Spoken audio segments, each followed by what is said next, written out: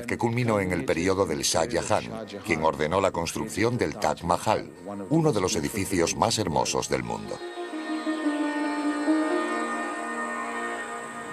Sin embargo, el surgimiento de otro sultanato islámico resultaría ser una verdadera amenaza para Occidente. En 1453, Constantinopla, la capital del Imperio Bizantino Cristiano, cae ante tropas musulmanas. Tras más de 1000 años de gobierno cristiano, los turcos otomanos transformaron la antigua ciudad griega en la capital de su imperio islámico, en expansión. La rebautizaron Estambul, que significa Islam en abundancia. En la cúspide de la pirámide burocrática otomana se encontraba el sultán, un título árabe que significa gobernante. Los sultanes eran jefes militares cuya misión era proteger la sociedad islámica. Los sultanes vivían en el lujoso palacio de Topkapi, diseñado para reflejar la grandeza de la corte otomana. También se alojaban aquí, en lujosas estancias de madera tallada y vidrieras, las mujeres de la extensa familia del sultán, el harén. El término proviene de la palabra árabe haram, que significa prohibido. Los artistas europeos de la escuela orientalista los describían como cubiles del pecado y el opio, a pesar de que la mayoría de estos escritores y pintores nunca estuvieron en Oriente Próximo, y mucho menos vieron un harén otomano. Normalmente, la idea que se obtienen de estas descripciones es que los harenes son lugares recluidos y a los que es peligroso acceder. Al parecer, reflejan más las fantasías de quienes los escribieron. De hecho, el harén era la columna vertebral de la vida palaciega. Entre las esposas y concubinas que allí habitaban, se encontraban las madres de futuros sultanes. Por ello, el harén ostentaba un importante poder político. En ellos, la gente no estaba aislada, no eran personas ociosas e invisibles.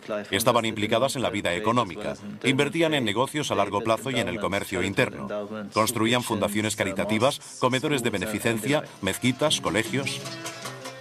Pero el harén también supone una diferencia significativa entre la tradición judeocristiana y el Islam. De acuerdo con el Sagrado Corán, a los hombres musulmanes se les permite tener más de una esposa. Casaos con las mujeres que os gusten, 2, 3 o 4. Sin embargo, solo se concede el permiso a condición de que todas las esposas sean tratadas justa e igualmente para que no existan favoritismos. Pero si teméis no obrar con justicia, entonces con una sola. Así evitaréis mejor el obrar mal.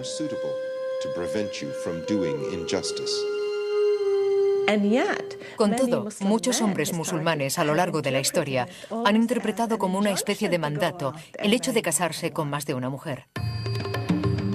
Occidente ha criticado durante mucho tiempo el estatus de la mujer en las sociedades islámicas. Aunque las leyes varían de un país a otro, al menos en las páginas del Corán, los derechos de la mujer están claramente definidos. El Corán intentaba erradicar muchas prácticas y actitudes negativas hacia las mujeres. Y así lo hizo en términos explícitos. De hecho, el Corán garantizaba a las mujeres el derecho de poseer tierras, de recibir una herencia y de elegir libremente su propio matrimonio o divorcio. El Corán también garantizaba a las mujeres el derecho a votar 300 años antes de que las sociedades occidentales ni siquiera lo consideraran. Creo que es muy interesante que muchas feministas pasen por alto el hecho de que en este país las mujeres solo han tenido derecho a votar durante los últimos 100 años.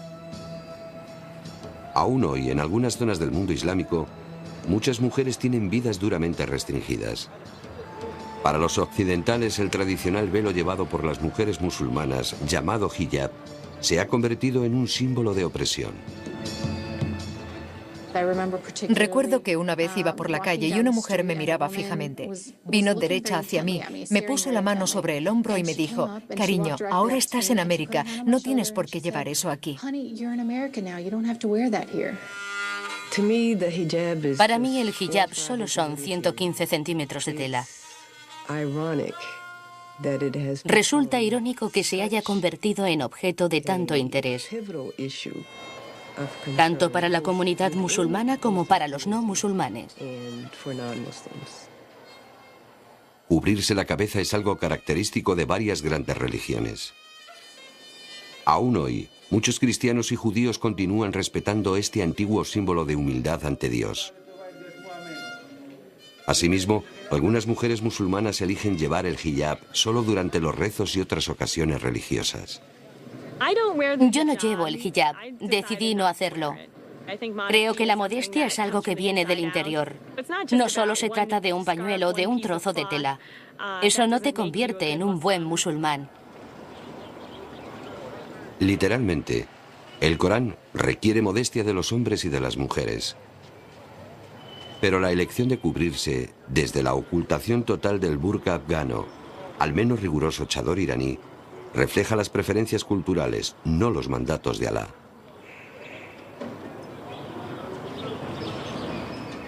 El Islam nunca ha pretendido ser una religión que oprimiera a las mujeres.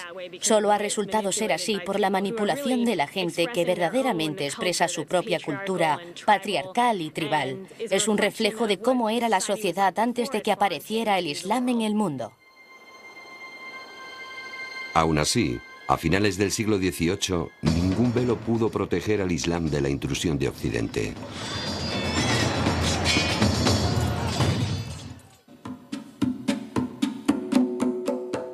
En el siglo XVI, bajo el mandato del sultán Solimán el Magnífico, los ejércitos otomanos se convirtieron en una amenaza para Europa occidental, cuando conquistaron los Balcanes y gran parte de Crimea. Los otomanos sitiaron Viena, capital del Imperio Austrohúngaro, en 1529 y de nuevo en 1683. Pero esto fue todo lo que el Imperio Islámico pudo penetrar en Europa. En el siglo XVIII, los otomanos eran incapaces de mantener la paz con las incipientes potencias de Europa occidental. En mi opinión, la cuestión de por qué tuvo lugar ese cambio reside en otros acontecimientos de la historia mundial. La verdadera diferencia en el siglo XVIII es el surgimiento de la revolución industrial. La que fue brillante burocracia otomana había caído en la corrupción. Sus poderosos sultanes eran endebles figuras políticas. El gran imperio otomano comenzaba a desmoronarse. A principios del verano de 1798, un joven y valiente general francés llamado Napoleón Bonaparte y sus fuerzas invasoras desembarcaron en Alejandría, en la costa mediterránea de Egipto. Pocas semanas más tarde, en la batalla de las pirámides, Napoleón derrotó sin dificultad a un superior ejército egipcio y tomó la ciudad de El Cairo. Durante el siguiente siglo, Francia e Inglaterra se aprovecharon de los débiles gobiernos de todo Oriente Próximo. Varias zonas han sido conquistadas en diferentes épocas, pero en general, todas las conquistas compartían ciertas características, como el hecho de que los europeos tenían la idea concreta de su superioridad étnica, lo que estableció una línea divisoria entre ellos y los pueblos conquistados. Esa línea quedaba mucho más definida con los musulmanes, porque ellos también eran diferentes en cuanto a religión. Los caminos europeos hacia el poder siguieron diferentes rutas. Los banqueros europeos suministraban fondos a Egipto para la construcción del Canal de Suez, que comenzó en 1859. Sin embargo, las enormes deudas contraídas por Egipto en su lucha por modernizarse, al final llevaron a Gran Bretaña a hacerse con el canal y el país. En 1882, los británicos ocupaban Egipto y se aseguraban de que nada amenazara la seguridad británica o los accesos al Canal de Suez. Mientras tanto, Francia se concentraba en Argelia, intentando convertirla en el granero de Europa. Todas las tierras fueron confiscadas. Los artistas europeos de la escuela orientalista los describían como cubiles del pecado y el opio, a pesar de que la mayoría de estos escritores y pintores nunca estuvieron en Oriente Próximo, y mucho menos vieron un harén otomano. Normalmente, la idea que se obtienen de estas descripciones es que los harenes son lugares recluidos y a los que es peligroso acceder. Al parecer, reflejan más las fantasías de quienes los escribieron. De hecho, el harén era la columna vertebral de la vida palaciega. Entre las esposas y concubinas que allí habitaban, se encontraban las madres de futuros sultanes. Por ello, el harén ostentaba un importante poder político. En ellos, la gente no estaba aislada, no eran personas ociosas e invisibles. Estaban implicadas en la vida económica, invertían en negocios a largo plazo y en el comercio interno. Construían fundaciones caritativas, comedores de beneficencia, mezquitas, colegios. Pero el harén también supone una diferencia significativa entre la tradición judeocristiana y el Islam. De acuerdo con el Sagrado Corán, a los hombres musulmanes se les permite tener más de una esposa. Casaos con las mujeres que os gusten, 2, 3 o 4. Sin embargo, solo se concede el permiso a durante los últimos 100 años. Aún hoy, en algunas zonas del mundo islámico, muchas mujeres tienen vidas duramente restringidas. Para los occidentales, el tradicional velo llevado por las mujeres musulmanas, llamado hijab, se ha convertido en un símbolo de opresión. Recuerdo que una vez iba por la calle y una mujer me miraba fijamente. Vino derecha hacia mí, me puso la mano sobre el hombro y me dijo: cariño, ahora estás en América, no tienes por qué llevar eso aquí. Para mí el hijab solo son 115 centímetros de tela. Resulta irónico que se haya convertido en objeto de tanto interés, tanto para la comunidad musulmana como para los no musulmanes. Cubrirse la cabeza es algo característico de varias grandes religiones. Aún hoy, muchos cristianos y judíos continúan respetando este antiguo símbolo de humildad ante Dios. Asimismo, algunas mujeres musulmanas eligen llevar el hijab solo durante los rezos y otras ocasiones religiosas. Yo no llevo el hijab, decidí no hacerlo. Creo que la modestia es algo que viene del interior. No solo se trata de un pañuelo, de un trozo de tela. Eso no te convierte en un buen musulmán. Que culminó en el periodo del Shah Jahan, quien ordenó la construcción del Taj Mahal, uno de los edificios más hermosos del mundo. Sin embargo, el surgimiento de otro sultanato islámico resultaría ser una verdadera amenaza para Occidente. En 1453, Constantinopla, la capital del Imperio Bizantino Cristiano, cae ante tropas musulmanas.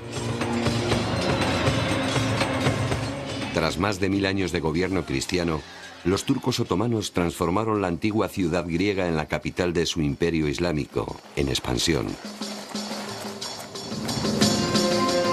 La rebautizaron Estambul, que significa Islam en abundancia. En la cúspide de la pirámide burocrática otomana se encontraba el sultán, un título árabe que significa gobernante. Los sultanes eran jefes militares cuya misión era proteger la sociedad islámica. Los sultanes vivían en el lujoso palacio de Topkapi, diseñado para reflejar la grandeza de la corte otomana.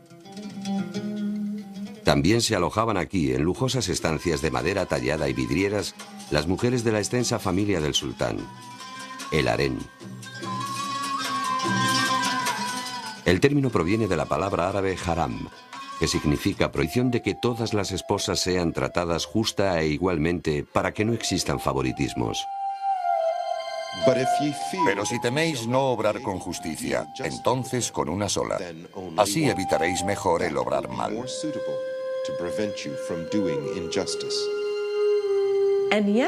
Con todo, muchos hombres musulmanes a lo largo de la historia han interpretado como una especie de mandato el hecho de casarse con más de una mujer.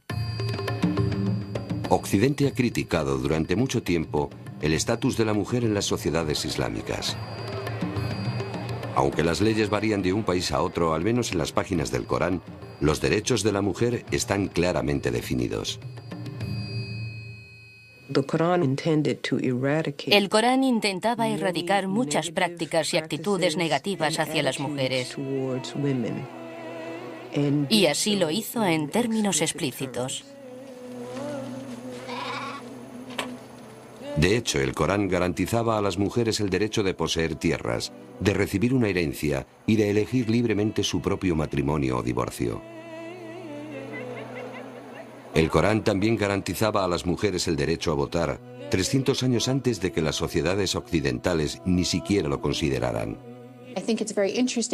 Creo que es muy interesante que muchas feministas pasen por alto el hecho de que en este país las mujeres solo han tenido derecho a votar. Literalmente, el Corán requiere modestia de los hombres y de las mujeres. Pero la elección de cubrirse, desde la ocultación total del burka afgano al menos riguroso chador iraní, refleja las preferencias culturales, no los mandatos de Alá.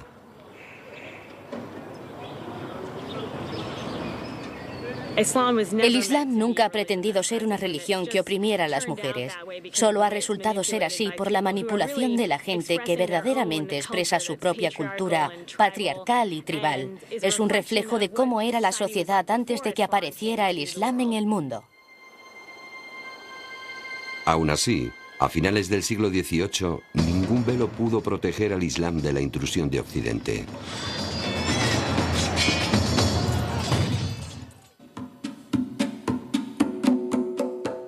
En el siglo XVI, bajo el mandato del sultán Solimán el Magnífico, los ejércitos otomanos se convirtieron en una amenaza para Europa occidental, cuando conquistaron los Balcanes y gran parte de Crimea. Los otomanos sitiaron Viena, capital del Imperio Austrohúngaro, en 1529 y de nuevo en 1683.